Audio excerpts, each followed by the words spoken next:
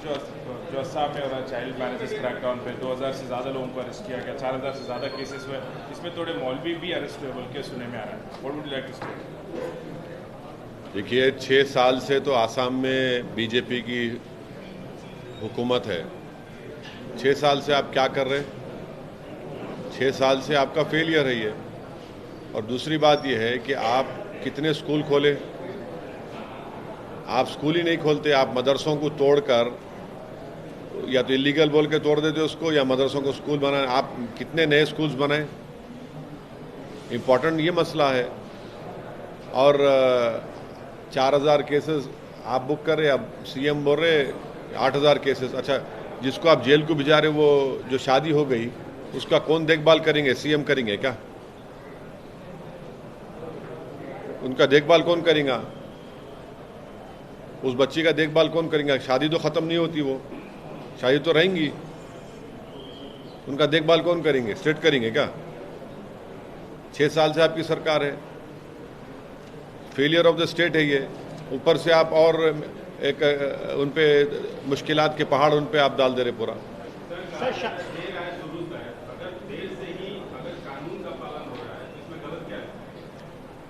देखिए, जो शादी हो चुकी है उस लड़की का क्या करेंगे? अब आप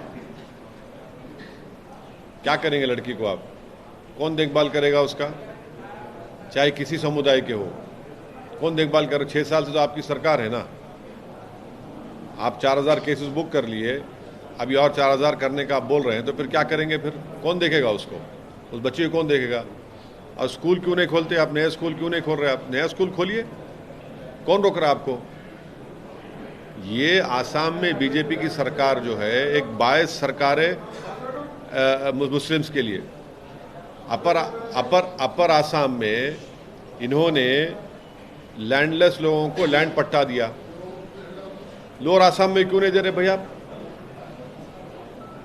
दीजिए ना। लोअर आसाम में आप एविक्ट कर दे रहे हजारों की तादाद में लोगों को। सर, पार्लियामेंट का सेशन भी चल रहा है और आप खुद एक लॉ मेकर हैं, क्या इस इशू को आप उठाएंगे संसद में, और आपके हिसाब से इसका सोल्यूशन क्या होगा? ये पार्लियामेंट चले तो ना। पार्लियामेंट चलेगी तो बहुत से मुद्दे उठाने के हैं। हम तो चाह रहे हैं कि पार्लियामेंट चले। हमारी पार्टी ये चाहती है कि लोकसभा में प्रेसिडेंट एड्रेस के ऊपर डिबेट हो, तो बहुत से हम सब चीज़ मुद्दों को उठा सकते हैं। पार्लियामेंट ही नहीं चल रही ना। सरकार चाहती है पार्लियामेंट चलना और अपोजिशन बोल रही है। सरकार को तो फायदा हो रहा है उसमें। पार्लियामेंट नहीं चल रही तो बच जा रहे हैं वो। आपके हिसाब से क्या होना चाहिए सर? क्या किस तरीके से कॉमन ग्राउंड पे पहुंचे और पार्लियामेंट चले? हमारा मानना यह है कि अगर पार्लियामेंट नहीं चलती है तो उससे नरेंद्र मोदी सरकार को फायदा मिल रहा है। वो भाग रही है, उनको फायदा होता है। उनसे सवालात हम नहीं पूछ सकते, उनका एक्सपोज नहीं कर पाएंगे। तो पार्लियामेंट चलनी चाहिए। सर, आसाम के सीएम ने एक और बयान दिया है कि बाबू बाबा जो आक्रांता था उसने हमारे मंदिर को तोड़ के वो किया, हम लोगों ने उसकी जगह पे मंदिर स्थापित कर रहे हैं, तो क्या आपका?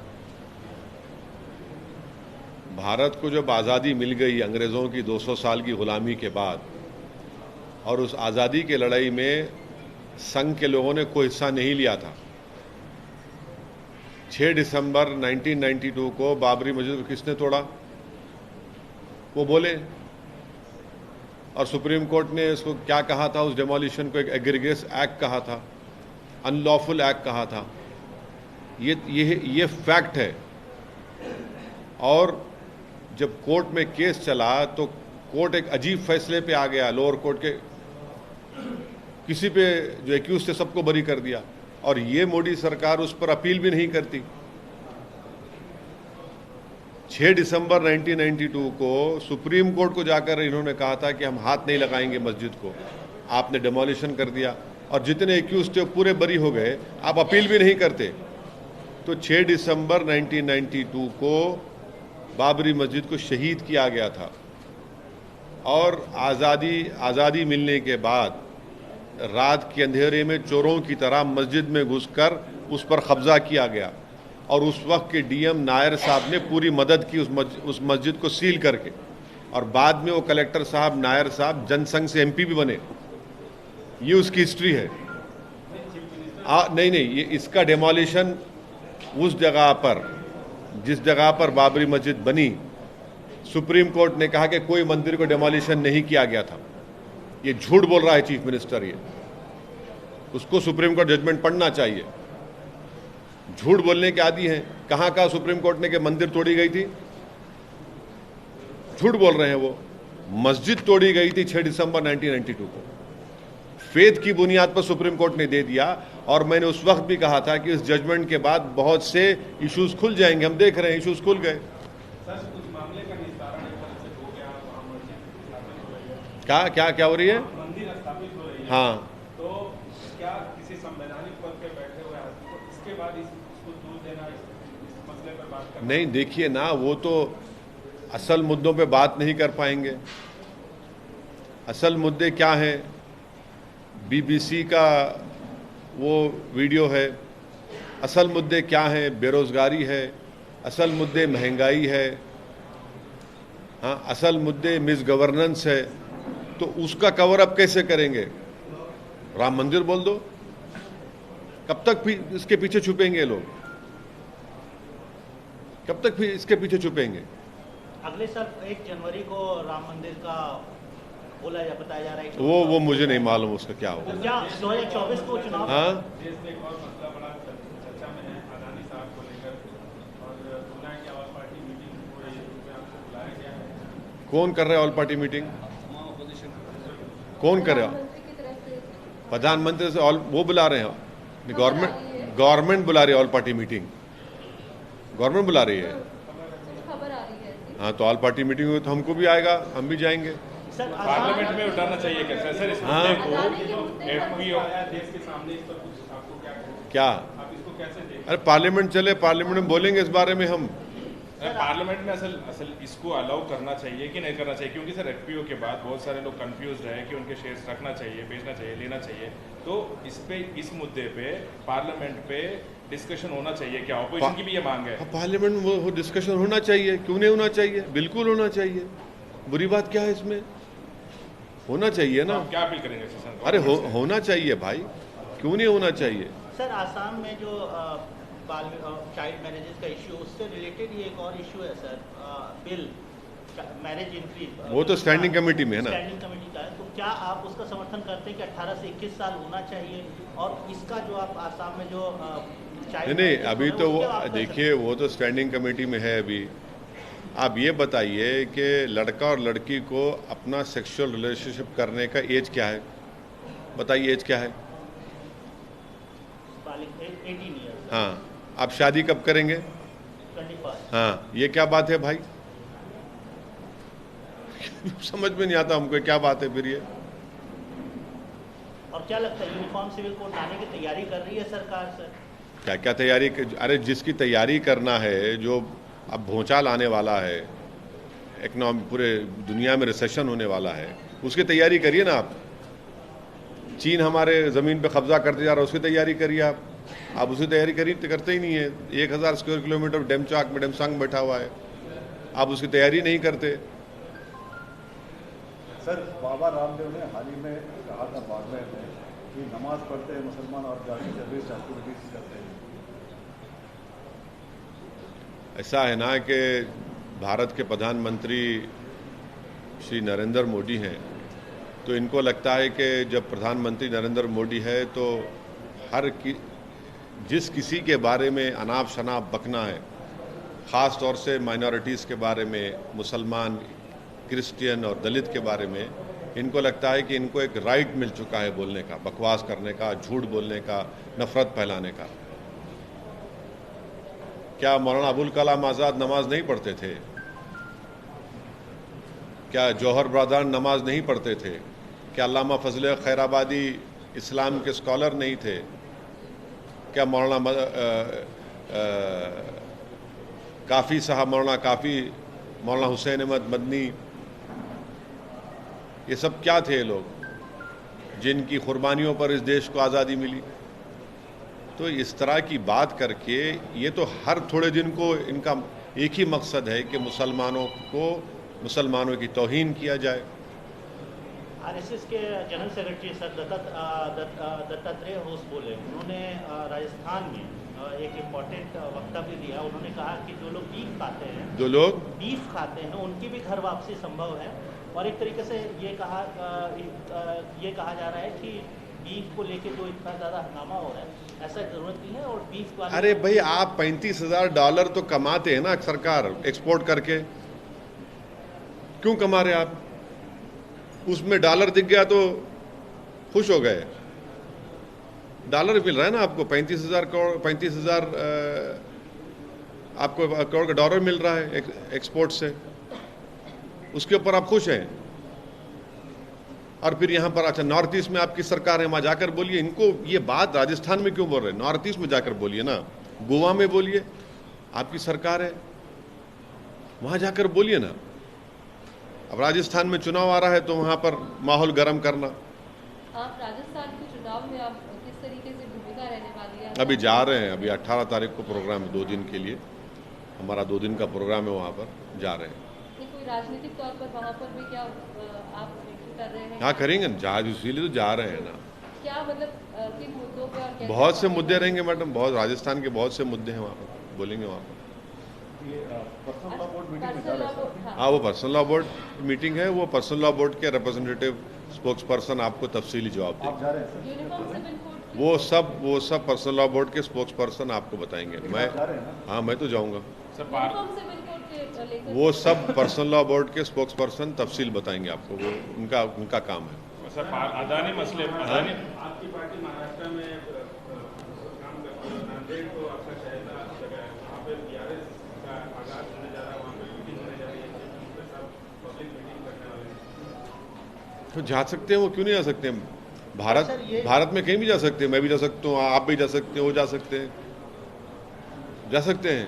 अच्छा, एक अब सवाल ये है कि ये देखना पड़ेगा कि बी टीम किसको बोलेंगे, ये देखना पड़ेगा। क्योंकि अब ये जो ठेकेदार हैं, चौधरी लोग हैं, एक तो नेशनलिज्म के चौधरी हैं संघ बीजेपी वाले, और एक सेकुलरिज्म के चौधरी है तमाम सेकुलर पार्टीज वाले। अब ये लोग क्या बोलेंगे? अभी बराबर जा सकते हैं, उन्होंने अपनी पार्टी बनाई है, नाम बदल दिया है, बिल्कुल वो कहीं भी जा पहली सकते। पार्टी है सर तेलंगाना में 17 तारीख को इवेंट हो रहा है, आपको इनवाइट नहीं किया गया। कई का इन्वाइट?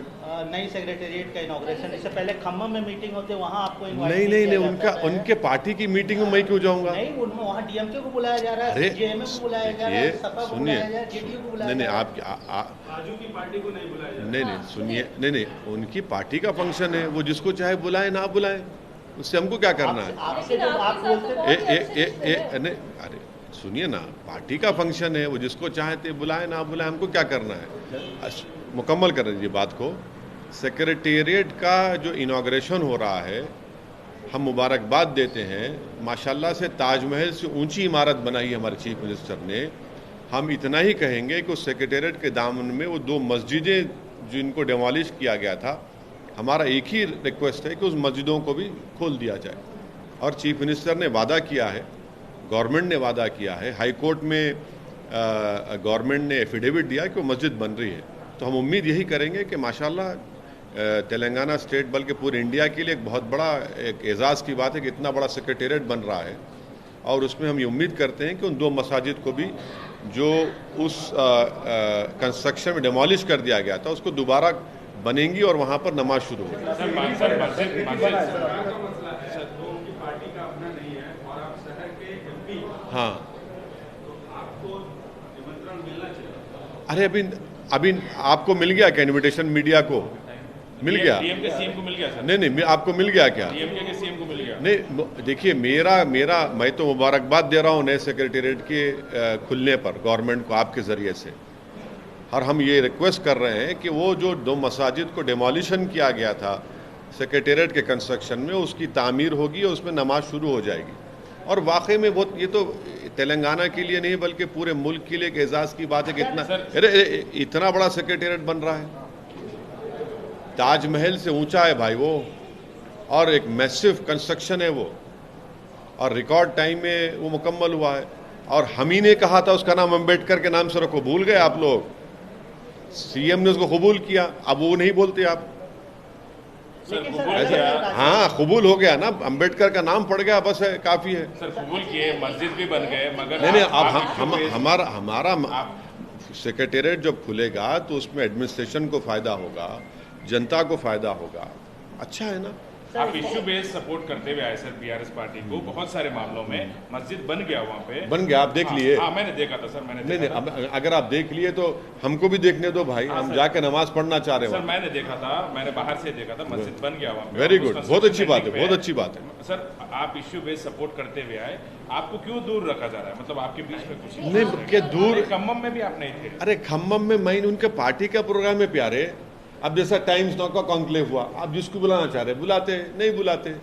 आपका हुआ, एबीपी का हुआ, आपका इंडिया टीवी का हुआ, जी का हुआ, आपके हेडलाइंस टुडे का हुआ, जिसको बुलाना चाहते बुलाते, नहीं बुलाना चाहते नहीं बुलाते। नहीं, ऑल इंडिया मजलिस इत्तेहाद मुसलमान है, वैसी भारत राष्ट्रीय समिति है। हाँ, बिल्कुल है। दोनों ऑल इंडिया है। हाँ। तो ऑल इंडिया की पार्टी से बुला रहे हैं, तो आप तो नेचुरल अलाई है उनके। अरे नहीं बुलाए तो मैं क्या करूं भाई, मेरे को क्या करने का है? मैं अपनी दुनिया में खुश हूं।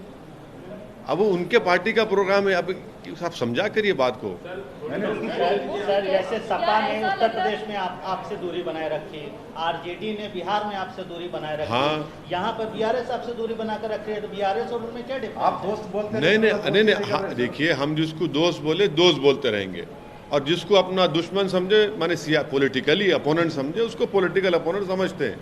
और हम लोग क्लियर कट हैं, बीच में नहीं चलते हम लोग। दोस्त है, अच्छा नहीं, अगर जिसको दोस्त बोले दोस्त है। दोस्त हैं। तो बीआरएस दोस्त है सर। नहीं अब हमारे अब उसकी वही बोलेंगे, और क्या बोलेंगे? वो उनके प्रोग्राम में जिस किसी को बुलाना चाह रहे, वो प्रेरोगेटिव है उनका, हमारा प्रेरोगेटिव नहीं है। सरकारी प्रोग्राम है सर, अरे भाई किसी को बुला ले, वो आप सांसद हैं। भाई अगर आता है नहीं आता अलग बात है, बट उनका प्रेरोगेटिव है, वो बुलाएं बराबर, उनका इख्तियार है, उनका अथॉरिटी है, उनको राइट है बुलाने का। तो ये एक तरफा दोस्ती तो नहीं हुई? हाँ, आपकी पार्टी की राष्ट्रीय कार्यकारिणी की बैठक होनी है, उसके बारे में क्या शेड्यूल है? मुंबई में क्या एजेंडा? हाँ, वो 2 दिन का है पूरा शेड्यूल, इंशाल्लाह ताला। इम्तियाज जलील साहब हमारे एमपी जो हैं, वो पूरा शेड्यूल बना के आपको एक 3-4 दिन में मीडिया को दे देंगे। मोटा मोटी बता दीजिए सर कब हो रहा है? और नहीं मोटा मोटा वो तो 25-26 तारीख को तो ऐलान हो चुका है। उसमें पूरे हमारे जितने एमएलएज हैं, जो भी इलेक्टेड मेंबर्स हैं पूरे, वो आएंगे, और स्टेट प्रेसिडेंट्स रहेंगे, डिस्ट्रिक्ट प्रेसिडेंट्स रहेंगे, सब बैठ के, और हमारी सोशल मीडिया की टीम भी होगी, सब बैठ के बात करेंगे। एजेंडा पूरा एजेंडा रहेगा, बनाएंगे, बना के इम्तियाज जलील साहब देंगे आप। कर्नाटक में बीआरएस चुनाव हो रहा है आपसे सर। तो ये एक तरफा दोस्ती तो नहीं है कि वो तो आपको मतलब किसी भी इसमें नहीं बुला रहे हैं, जबकि बाकी पार्टियों के साथ बातचीत हो रही है। ये बाकी कैसी पार्टी- दोस्ती है सर? ये एक तरफा दोस्ती तो नहीं हो रही कि आप दोस्ती कर रहे हैं और वो दोस्ती के लिए तैयार नहीं है? एक तरफा भी नहीं, मेरे को नहीं मालूम, मगर इस बारे में मैं नहीं बोल सकता। मेरे तरफ से मैं जो कहना मैं कह चुका हूँ। नहीं, आपकी तरफ से दोस्ती है? नहीं, आप देखिए, सियासत है ये, सियासत है ये। और कोई प्रोग्राम कर रहा है चीफ मिनिस्टर, उनका राइट है, वो किसी को बुला सकते हैं। भाई मेट्रो का इनॉग्रेशन हुआ तो नरेंद्र मोदी आए थे ना, मैं नहीं था जब आप लोगों को तकलीफ में पूछने की, अरे आप नहीं गए, मेरे कॉन्स्टिट्यूंसी में इनॉग्रेशन मैं नहीं गया। बुलाते हो, जिसको चाहे बुलाते हो, उनका राइट है, मैं क्या करूं? जब टीआरएस थे सर, अभी बीआरएस है। हाँ नहीं, देखिए चीफ मिनिस्टर किसी को भी बुला सकते हैं, गवर्नमेंट का प्रेरोगेटिव है, उनका इख्तियार है, बुलाएं वो। तेलंगाना में नहीं, चुनाव ऐसे- होने वाले हैं ऐसे सर, चीफ क्या मिनिस्टर रहेगा? नहीं हो रहे, हम BRS पार्टी क्या का- है स्ट्रेटजी तेलंगाना के चुनाव के जे- लिए? कर्नाटक के लिए क्या स्ट्रेटजी? नहीं, तेलंगाना लड़ेंगे, जीतेंगे। कितनी सीटों पे लड़ेंगे? अरे 7 से बाहर जाएंगे, 7 ही पे लड़ेंगे। नहीं, आप जल्दी कहीं को है, आप क्यों इतनी जल्दी है? आपका ये फिक्र कहा जाता है नहीं। यहाँ से एमआईएम निकली है, बाहर की सीटों पे हमने, बाहर के राज्यों में आपने पहले डिक्लेयर किया है। यहाँ पे तो इंशाल्लाह सही वक्त पे सही फैसला लिया जाएगा। कर्नाटक के लिए क्या है स्ट्रेटजी है? कर्नाटक में लड़ेंगे, जेडीयू के साथ जाएंगे, कोई बातचीत हो रही है? नहीं कुछ भी नहीं, कोई बातचीत, जेडीएस के साथ कोई बातचीत नहीं उससे। अकेले लड़ेंगे? किसी से बातचीत ही नहीं हुई, जब होंगी आपको बता देंगे। अभी तक तो किसी से बातचीत नहीं हुई। कल्याण कर्नाटक का आपका फोकस रहेगा? हैदराबाद नहीं, कर्नाटक? जहाँ लड़ेंगे आपको बताएंगे। अभी कोई डिसाइड नहीं? अभी कोई एग्जैक्ट नंबर डिसाइड नहीं हुआ है। हमारे लोग, सब लोग मेहनत कर रहे हैं, देख रहे हैं, डिसाइड। लेकिन चुनाव लड़ेंगे आप? हाँ, चुनाव तो लड़ेंगे। चुनाव तो हमारे को चुनाव लड़ना ही आता है, और क्या है। कोई इंफ्रास्ट्रक्चर कंपनी तो नहीं है हमारी, अल्हम्दुलिल्लाह। मतलब कि फिर से बी टीम आपको बोला जाएगा? तो कोई बात नहीं, कोई क्या बोलना चाह रहे बोलो आप। हम जब जो दुनिया में रहेंगे तो इल्ज़ामात लगते रहेंगे, उसकी कोई परवाह नहीं हमको। हम उसकी क्या कर सकते हैं, किसी को अब बोलना चाह रहा है हमारी मोहब्बत में तो बोले।